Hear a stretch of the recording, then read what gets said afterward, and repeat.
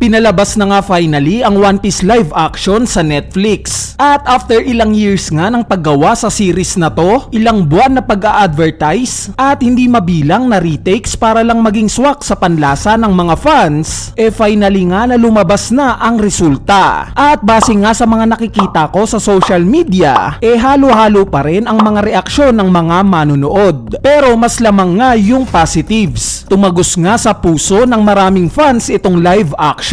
Kaya naman sa video nga na to, i-review natin itong live action. Tatalakayin nga natin ng detalyado kung okay ba itong live action at kung worth it pa bang manood ng season 2. At syempre, ipipredict din natin yung possible na magiging episodes ng season 2. Kaya naman kung handa na nga kayo, game, umpisa na natin itong topic natin.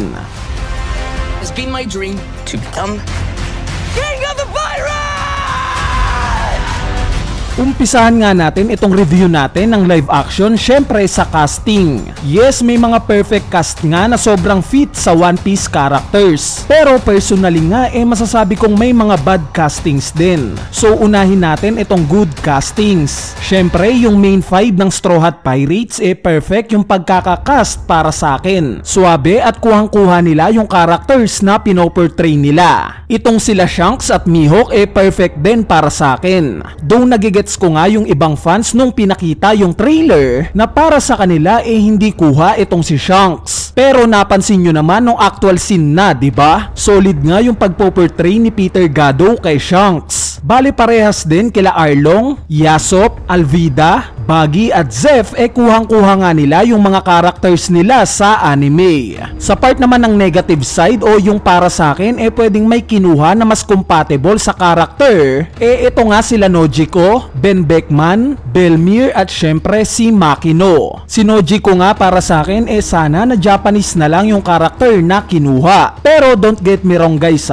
superb naman yung acting skills niya. Kuhang-kuha rin niya yung ugali ng Nojiko sa anime. Itong si Ben Beckman naman obviously na malayo sa kilala nating Ben Beckman sa anime. Since yung kilala nga nating right hand man ni Shanks cool lang, seryoso at umaastang mas boss kesa kay Shanks. Itong si Belmir naman parang masyado ngang matanda yung character na kinuha ng live action. At itong si Makino naman same as kay Nojiko. I suggest na dapat na ginawa na lang Japanese or kahit yung may appeal na character man lang. Dahil alam naman natin na pinoportray itong si Makino na parang partner ni Shanks. May rumor pa nga na yung anak daw niya si Shanks yung tatay. Maliban na lang kung ito na yung confirmation ni Oda na wala talagang namamagitan sa dalawang to. Anyway, ngayon mapunta naman tayo sa pacing. Kung pag-uusapan nga yung pacing gustong gusto ko yung ginawa netong live action. Kumbaga kinuha lang ng live action yung mga major scenes sa anime. At ito nga yung pinalabas nila, which is tama nga naman. Dahil in anime nga alam naman nating sobrang bagal ng pacing.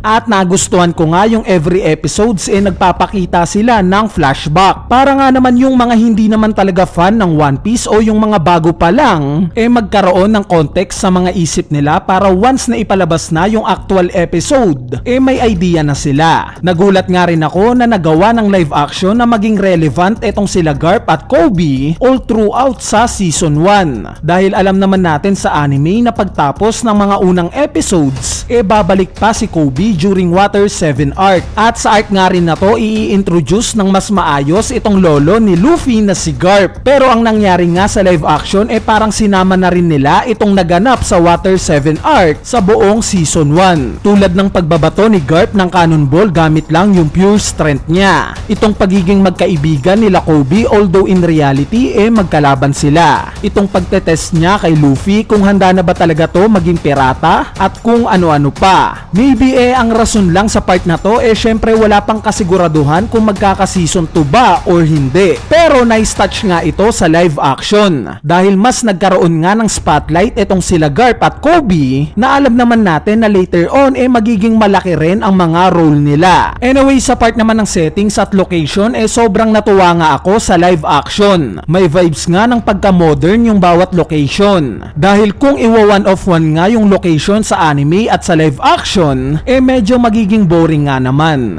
Tulad na lang ng location ng Syrup Village na plain lang sa mata. So sa live action nga naging busy sa paningin natin itong Syrup Village, since maraming ang nagaganap sa background. Same as sa bar ni Makino, na mas naging reality yung vibes na mapapasabi ka na ito, ganito talaga yung bar, 'di ba? Sa part naman ng mga scenes nagustuhan ko nga yung acting ng mga artista. Para sa akin nga sakto yung timpla. Yes, may nababasa nga ako sa comments na hindi gaanong malala o hindi gaya sa anime yung ibang acting, gaya ng sobrang OA na pagpapantasya ni Sanji kay Nami, or yung sobrang cheerful ni Luffy. Sa tingin nyo ba kung ganito kalala yung ginawang acting ni Sanji sa live action, maganda to tignan? Yung tipong may heart sa mata at nagno-nosebleed pa? Di ba hindi? So doon lang tayo sa makatotohanan. Same as kay Iñaki. Dahil kung hindi ka nga nanonood ng One Piece at ganito yung mapapanood mo sa live action, I doubt na papanoorin mo pa uli yung next season. Dahil masyado kang ang mababaduyan kung bagong fan ka pa lang ng One Piece. Anyway, sa part naman ng action scenes, CGI at VFX, dito nga ako mas na-impress sa live action. Though may mga ilan-ilan ngang scene na pangit sa mata, gaya ng pagkasira ng espada ni Zoro sa laban niya kay Mihawk, pero mas lamang pa rin naman yung magagandang CGIs, gaya ng paggamit ng Devil Fruit ni Buggy, itong pagiging malaki ni Luffy para maibalik kay Garp yung Cannonball, at syempre yung huling atake ni Luffy kay Arlong. Ang nag-stand out nga sa mga fight scenes syempre si Zoro at Sanji. Kitang-kita nga kay Taz Skylar na nag-aral talaga siya para punan yung mga routine niya sa pagsipa, dahil ramdam naman siguro natin kung hindi, 'di ba? Si Zoro naman kitang-kita natin na basic lang kay Makinyu yung paggamit ng espada. Syempre dahil sa ilang beses na nga siyang gumagamit neto sa iba't ibang movies na ginaganapan niya.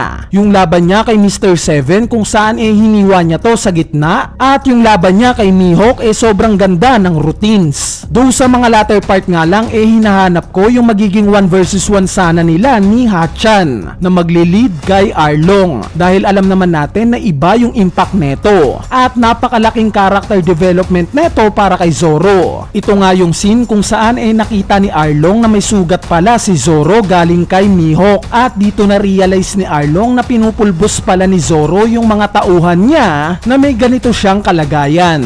Ngayon mapunta naman tayo sa predictions. In episode 8 nga o yung huling episode ipinakita itong si Smoker, at alam naman natin na ang una nilang pagkikita ni Luffy during Logtown arc, at alam rin natin na sa buong Alabasta Saga maghahabulan sila ni Luffy. Kaya i-assume na ang scope nitong season 2 yung buong Alabasta Saga, meaning kung magkatotoo nga magkakaroon ng dalawang bagong miyembro itong Straw Hat Pirates, at ito nga sila Chopper at Robin. Well, technically tatlo, since si Vivi nga sinali pero hindi sumama. Bali, speaking of last episode nakita rin natin na nag-usap na itong sila Buggy at Alvida, na alam naman natin sa anime na nagkampihan itong dalawa na to para patayin si Luffy sa Logtown. At dahil nga sa nakita na natin si Monkey D. Dragon at may Easter egg nga patungkol sa Revolutionary Army, mukhang makikita na nga natin si Dragon sa season 2. At speaking of Easter eggs, gagawa nga tayo ng full Easter eggs video sa mga susunod na araw. I-explain nga natin yung mga hindi nyo napansin sa nangyaring live action na to. Anyway, overall nga alam kong hindi perfect itong One Piece live action. May mga issues nga at mali na hindi maiiwasan. Pero kung titignan nga natin yung brighter side, maliit lang itong mga issues na to kumpara sa ginawa ng Netflix na pagsasabuhay na itong paborito nating anime na One Piece. At dito pa lang masaya na ako, dahil yung anime nga na ilang taon na nating sinusubaybayan finally na nagkaroon na ng buhay. Kaya naman suportahan lang natin itong live action para magkaroon pa ng mas maraming seasons. Ipakita nga natin na yung mga One Piece fans hindi toxic, at kahit na ano pa yan basta related kay Ichiro Oda mamahalin at susuportahan natin. Bali, dito na nga nagtatapos itong review natin para sa One Piece live action. Uulitin ko guys